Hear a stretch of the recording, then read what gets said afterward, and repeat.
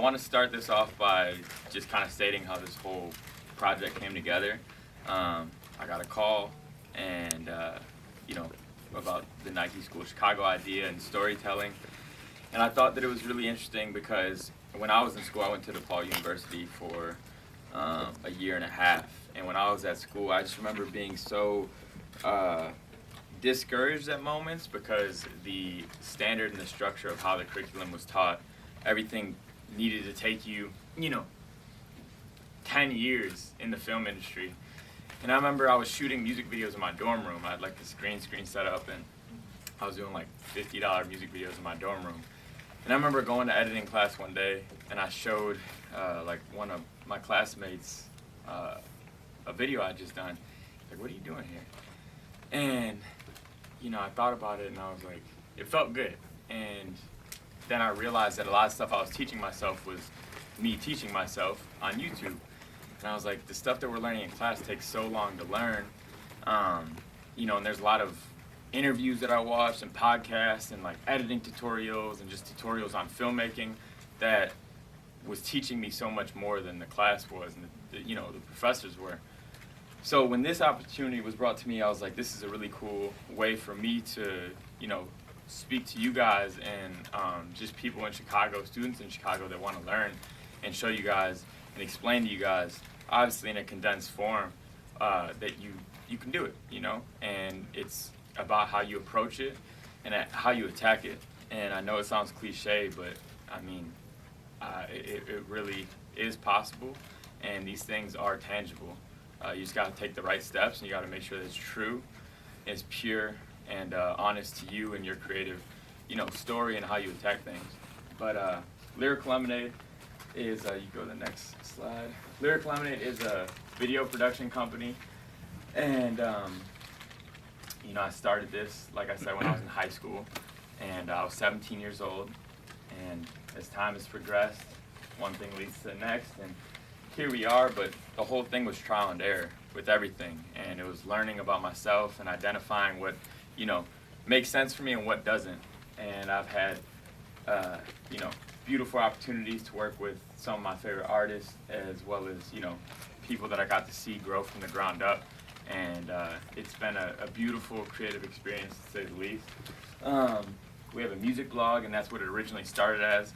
When I was in high school, I fell in love with the local Chicago music scene, and there's a lot of stuff that wasn't getting covered, so I was like, I'm gonna make my own blog and touch on the stuff that no one else is. So I'd come home from school every day and write like 15 to 20 articles on music that I was into. So that was how it started. You go to the next slide.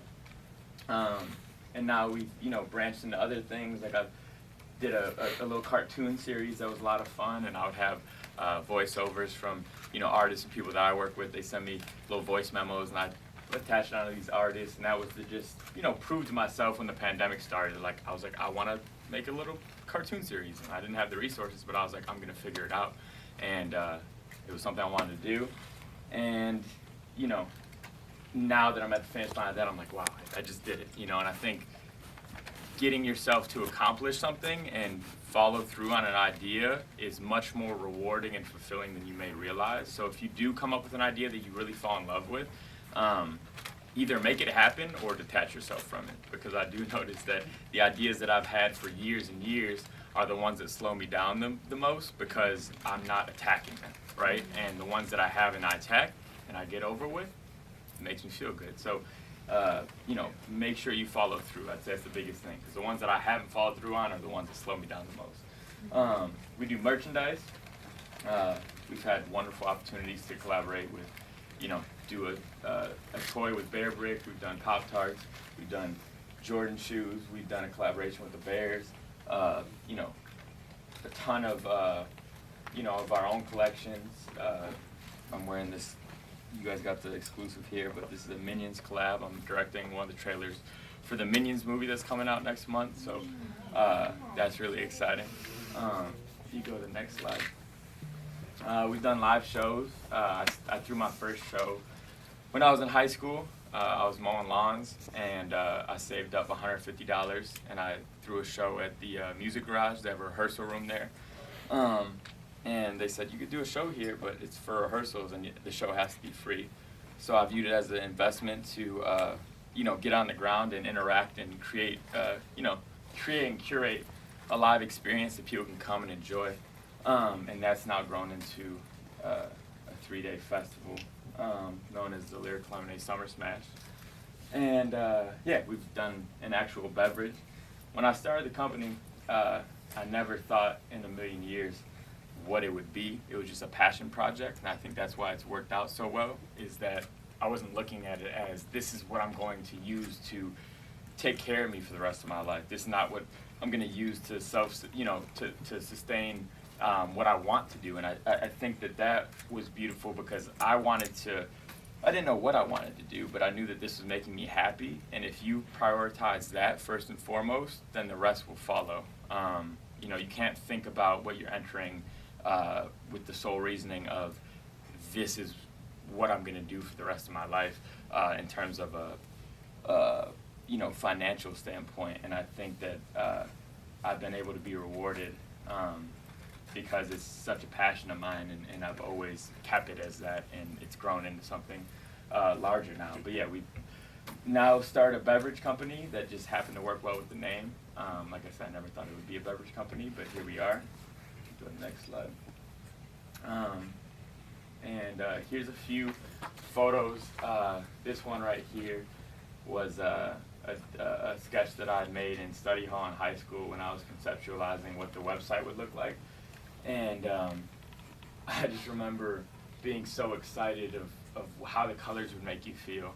And I think that that's something that's very important with what I do is the marketing and the branding. The yellow and the blue, it hits your eye a certain way. And I think that came to me from The Simpsons. Growing up, I always loved The Simpsons. And I think be honest with your inspirations, and then also understand that, colors do a lot more than we realize. And I always try to stress that to people because even from the psychological aspect of it, it really does, trigger creative interest and pulls you into it. And for me, that sky blue, powder blue, and yellow really does that. There's a couple articles that I wrote when I was really big into the website side of things. And when I was speaking earlier on, looking at it as a passion project, I was using it as something that I could teach myself with, right? Because I was really into journalism. I wanted to write. That was my main goal with it all. So the website was a way for me to better articulate myself and learn how to, structure stories. And then one thing led me to the next. I was like, well, I want to take my camera and go document some of these experiences beyond just words. I want to shoot it. So I was shooting live events and all these things, and that led me to really diving further into music videos and falling in love with videography and cinematography. That video right there is a video I did with a really close friend of mine, Famous Dex, who changed my life forever, getting to work with him. For anyone who doesn't understand or know that story, it was 2016, and I'd been shooting a ton of music videos and throwing shows and, kind of getting this Lyric Lemonade thing off the ground. And Dex had called me one day to do a video, and he was my favorite artist at the time. I actually wrote that article up there about 2 weeks before we did this video, and that was before I'd even met him. But I did a behind-the-scenes video shoot on one of his sets, and then he called me because he saw the behind-the-scenes video, and he's like, I need you to do an actual video for me. And I remember exactly where I was, and I was just so excited because it's my favorite artist at the time. And he had such an energy, such a character and charisma to him that the city at that point just wasn't seeing, and my editing style, I knew I could bring it to life in a different way. So I think us coming together was a very pivotal moment in the Lyric Lemonade story. That's why I think it's important to include that one. And then right there, going back to the live events, is an Uzi show that we threw as Lyric Lemonade at the Metro in 2016. And that was very important because it was the first artist I'd ever booked for a show that wasn't a Chicago artist. And it was Uzi's first time ever coming to the city. And something about that night and bringing all those people together and watching how the city responded to it, like it felt like we were, you know, reaching a new chapter of things. So these are just, you know, a few pivotal moments earlier on in the Lyrical Lemonade story. But before we hop into the next, you know, section of things, I just want to open it up to you guys, create a conversation, whatever you guys want to talk about. How'd you come up with the name, like Lyrical Lemonade? Like, what inspired that? That's a great question. So, like I said, I was in high school, and I was in study hall every day trying to come up with names because I knew that I wanted to do this. I knew I wanted to start a music blog, and I understood exactly what it felt like, but I just didn't know what the name was just yet. And I remember I came home, and I knew like the marketing and branding was always very important to me, like the colors I was mentioning to you, and just like what the name felt like and how it felt as an empire. And I knew I wanted to have one fruit or vegetable and then one word that was related to music, and I knew I wanted them to tie together some way. And I was sitting in my kitchen with my mom, and my mom's always been supportive of my journey, and I'm very thankful for that. We're bouncing ideas, and she says, Lyrical Lemonade. I'm like, oh, Mom, it's kind of corny. And then I looked back at her, I was like, no, that's perfect. Like, that's what it is. And there it was. And the next day I went back and I started doodling logos and ideas. And I remember I bought 150 stickers for $20 at the local print shop the next week. I started passing them around to everyone in the school, and they didn't understand what Lyrical Lemonade was, but they were sticking on their agendas, on their lockers, and that was my way of, you know, self-marketing at the time, and it created that conversation. So, excuse me. So at what point did you realize, like, this was going to be what you wanted to do? This was what was going to carry you for the rest of your life? I was in class, and I remember, you know, because growing up I was always real bad in school. Like, I just would never pay attention. Like, it just wasn't my priority. So I knew once I went to college, because my last couple of years of high school, I was fortunate enough to tighten up a little bit and get a scholarship. And I knew that I wanted to take school very seriously, and I wanted to prove to myself that I could make the dean's list and get a 4.0. So I remember freshman year, like, I was so dialed in. I didn't do anything if it wasn't school or when I had a little bit of free time, Lyrical Lemonade. And I did that. I got 4.0 dean's list, and really all it took was just paying attention. I wasn't really learning anything, though. And then sophomore year came around, because that summer, you know, between my freshman and sophomore year of school, I had all the time to really dive in and chase the Lyrical Lemonade stuff because I didn't have any schoolwork to do. And then sophomore year came around, and I just remember, like, school slowly falling to, like, second priority, and, like, Lyrical Lemonade was all I wanted to do because I'd fallen so much more in love with it over the summer because I finally had the time to do it.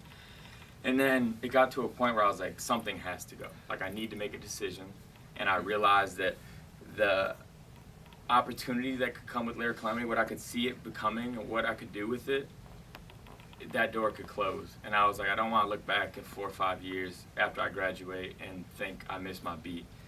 So I remember I dropped out, and I think during that time I went through, like, the hardest times of my life because I was so discouraged, you know, and it was so difficult. I made a list of goals that I needed to accomplish, and if I didn't accomplish them, I'd go back to school.